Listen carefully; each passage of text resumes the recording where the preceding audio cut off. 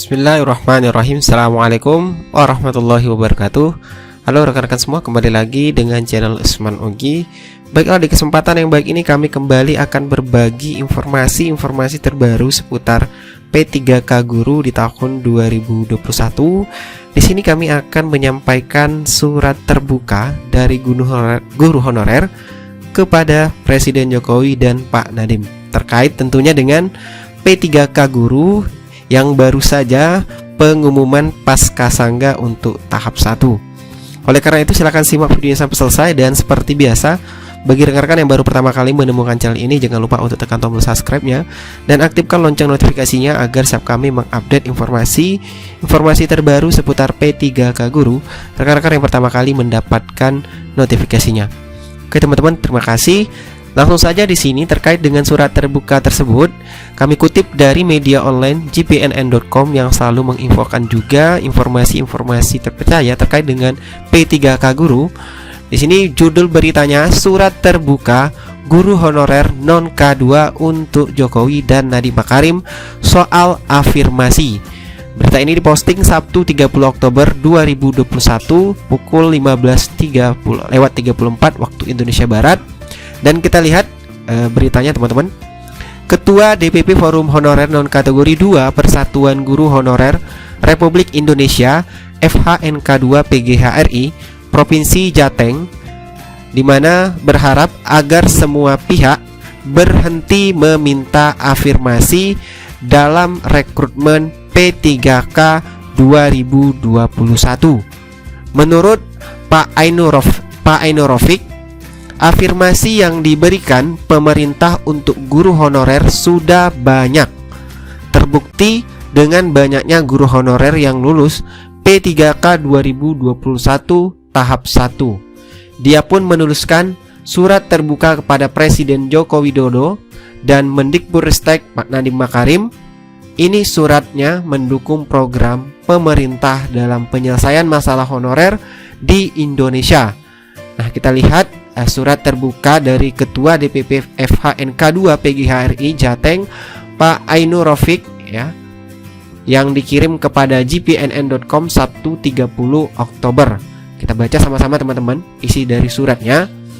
Yang mulia Bapak Presiden Republik Indonesia Joko Widodo, yang terhormat Bapak Mendikbudristek Nadiem Makarim, alhamdulillah atas fasilitasi kepada FHNK2 PGHRI sehingga bisa menyampaikan 5 poin roadmap permohonan P3K bagi honorer non K2 pendidik dan tenaga kependidikan tahun 2018 sampai 2024. Atas izin Tuhan Yang Maha Esa, atas perjuangan dan kebijakan Mendikbudristek, Dirjen GTK dan Sesditjen GTK Kemendikbudristek RI, kami honorer non K2 sudah masuk database BKN seperti honorer K2 dan usia di atas 35 tahun. Kami juga bisa merasakan kebahagiaan teman-teman honorer non K2 yang lulus tes P3K dengan afirmasi kompetensi teknis 15% yang dikonversikan menjadi 75 poin yang Bapak berikan.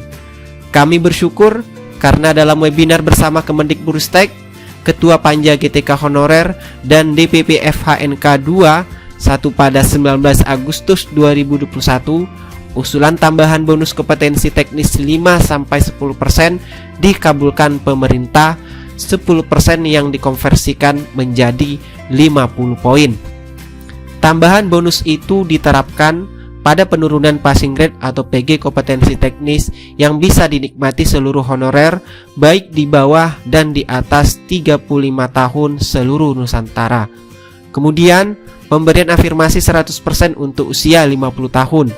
Sungguh apa yang telah Mas Menteri berikan sangat-sangat berarti bagi kami kaum honorer di seluruh Nusantara. Namun masih ada honorer yang tergeser karena afirmasi tidak berdasarkan masa kerja, tetapi berdasarkan usia.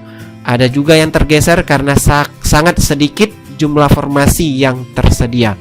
Begitu juga masih banyak honorer yang terkendala tidak mendapat afirmasi. Di antaranya disebabkan karena tidak sinkronnya data NIK pada Dapodik, sekolah regrouping, Kemudian usia di bawah 35 tahun, pengabdiannya lama tetapi tidak mendapatkan afirmasi 15% yang dikonversikan menjadi 75 poin. Dan masih banyak lagi kendala yang kami terima dari teman-teman. Semuanya sudah kami inventarisir yang nanti akan kami sampaikan kepada Mas Menteri jika kami diberikan kesempatan menghadap. Untuk memenuhi keadilan sosial dalam upaya menerapkan profil Pancasila dalam setiap kebijakan. Kiranya Mas Menteri tidak menerima usulan afirmasi bukan berdasar usia, karena banyak usia 35 hingga 40 tahun, masa pengabdiannya baru 5 tahun. Sedangkan ada juga yang di bawah 35 tahun tetapi masa pengabdian sudah di atas 10 tahun. Kiranya ini menjadikan pedoman Mas Menteri agar objektif dalam mempertimbangkan berbagai masukan. Kami diam karena sudah bersyukur menerima kebijakan. Namun untuk tahap selanjutnya pada 2022 kami mohon pembahasan afirmasi pada 5 poin usulan FHNK 21 PGHRI menjadi bahan pertimbangan sebagai berikut. Yang pertama, pengabdian 5 tahun diberikan 25%, kurang pun tidak apa menjadi 10%. Kedua, masa pengabdian 10 tahun diberikan 50%, kurang pun tidak apa menjadi 25%. Ketiga, masa pengabdian 15 tahun diberikan 75%, kurang pun kami terima menjadi 35%, tetapi semua merata. Tidak akan ada temuan permasalahan atau kecemburuan dari sesama kaum honorer karena semua berdasar masa pengabdian dan tidak ada yang tergeser di tahun 2022 baik bagi guru dan tendik. Cukup satu kali dibahas, jangan dengar masukan lainnya yang justru akan merugikan Mas Menteri. Mas Menteri yang kami kagumi, sosok panutan, pemuda yang akan membawa pendidikan di negeri ini menjadi lebih baik lagi menyongsong era digitalisasi menuju profil belajar Pancasila.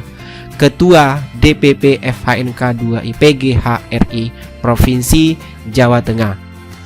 Itulah teman-teman terkait dengan surat terbuka guru honorer non K2